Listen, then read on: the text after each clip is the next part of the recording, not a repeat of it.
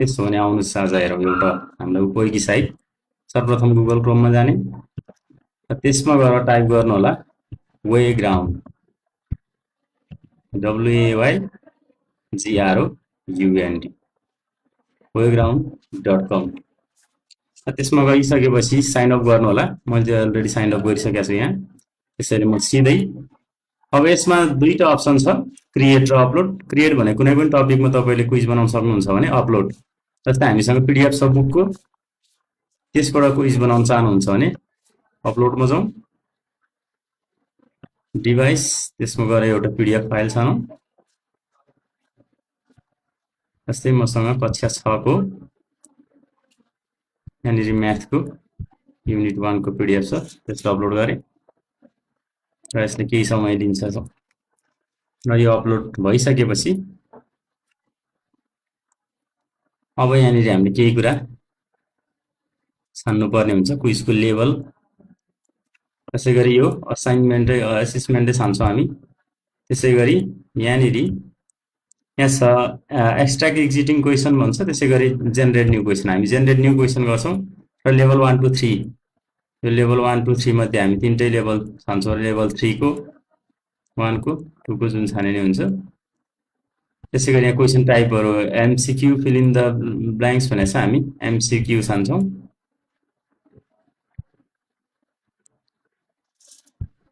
त्यसै गरी यहाँनिर आउटपुट ल्याङ्ग्वेज छ, यो म इङ्ग्लिसै राख्छु। अब क्रिएट गरौँ है त।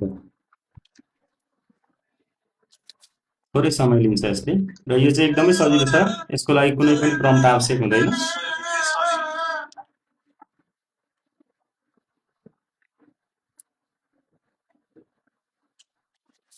Generating question may take up to a minute भनेको छ, केही समय लाग्छ, यो एआईद्वारा अटोमेटिक जेनेरेट हुन्छ।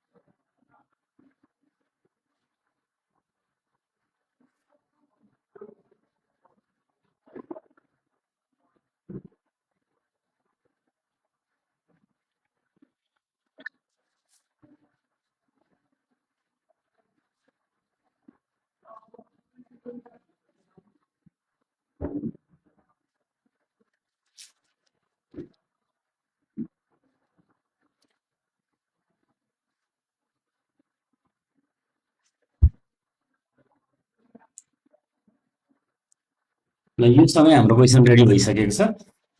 अब यहाँ सुरुमा हामीले मिलाउनु पर्ने हुन्छ, यहाँनिर 64 वटा क्वेसन छ, 64 क्वेसन, 64 पोइन्ट। यो पोइन्ट बढाउन घटाउन मिल्छ। एउटा क्वेसनमा हामी 2 पोइन्ट राखौँ एउटा क्वेसनको लागि। त्यसै गरी टाइम हामी एउटा क्वेसनलाई 1 minute 5, 1.5 यानि कि 1 मिनट 15 सेकेन्ड टाइम दिउँ। त्यसो गर्दाखेरि टोटल टाइम भनेको हाम्रो 2 आवर्स भयो, अथवा 1 मिनट दिँदा नि भयो। एउटा क्वेसनलाई 1 मिनट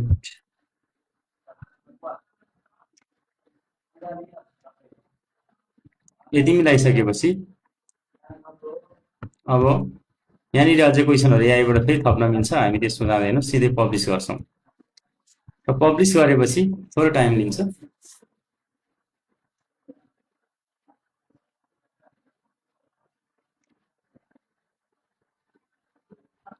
अब यहाँ तपाईँले देख्न सक्नुहुन्छ। अब यहाँ एडिटमा जाउँ, सुरुमा यहाँनिर केही मिलाउँ।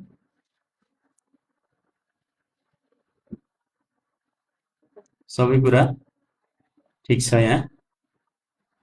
त्यसैले यहाँ 128 पोइन्ट्स, 1 आवर समय ठिक छ, एडिट गर्नु परेन।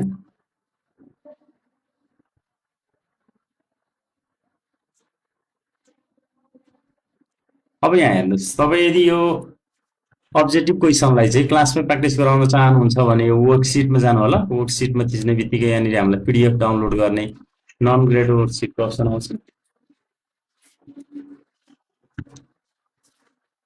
यसमा क्लिक गरौँ, यहाँनिर प्रिन्ट डाउनलोड देख्न सक्नुहुन्छ यहीबाट चाहिँ पीडीएफ डाउनलोड हुन्छ।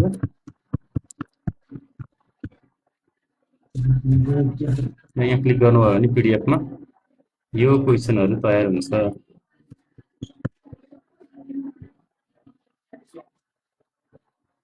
डेस्कटपमा सेभ गरेको छ पीडीएफ। त्यसैगरी अब यसलाई क्विज खेलाउनको लागि यहाँ प्लेमा क्लिक गरौँ। Quick start.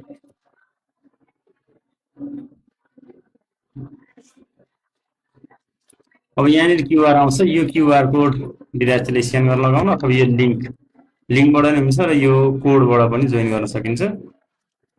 मैले मोबाइलबाट यसलाई स्क्यान गरेँ।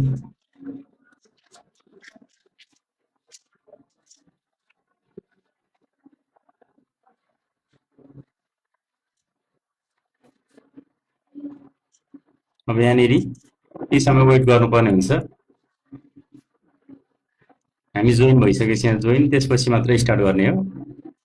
पहिलो जोइन हुनुपर्ने हुन्छ र यसमा नाम माग्छ, नाम भर्ने र मैले यताबाट अब यहाँनिर प्रकाश भनेर एकजना चाहिँ प्लेयर छ आइपुग्यो। अब धेरै विद्यार्थी जम्मा भइसकेपछि यहाँनिर स्टार्टमा क्लिक गर्नु होला र स्टार्ट क्लिक भइसकेपछि अब यो क्विज चाहिँ अनलाइन रूपमा चाहिँ रेडी गर्नु।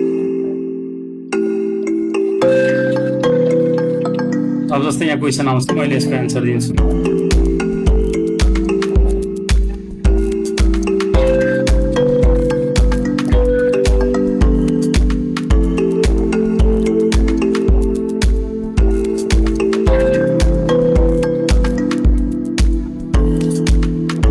यसरी अनि जतिजना कम्पिटिसन छ यहाँनिर देखाउँछ र इन गर्नुपर्ने हुन्छ। इन गरेपछि यहाँनिर हाम्रो नतिजा पनि देखाइहाल्छ।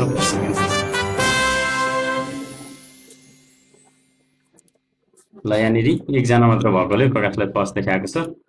यसरी हामी अब यसको रिजल्ट पनि भ्यू गर्न सक्छौँ। यहाँनिर गएर रिभ्यू क्वेसनको प्लेयर एउटा को छ यहाँ प्लेयर, त्यही अनुसारको रिजल्ट हेर्न सक्छौँ। हस् त आजलाई यति नै।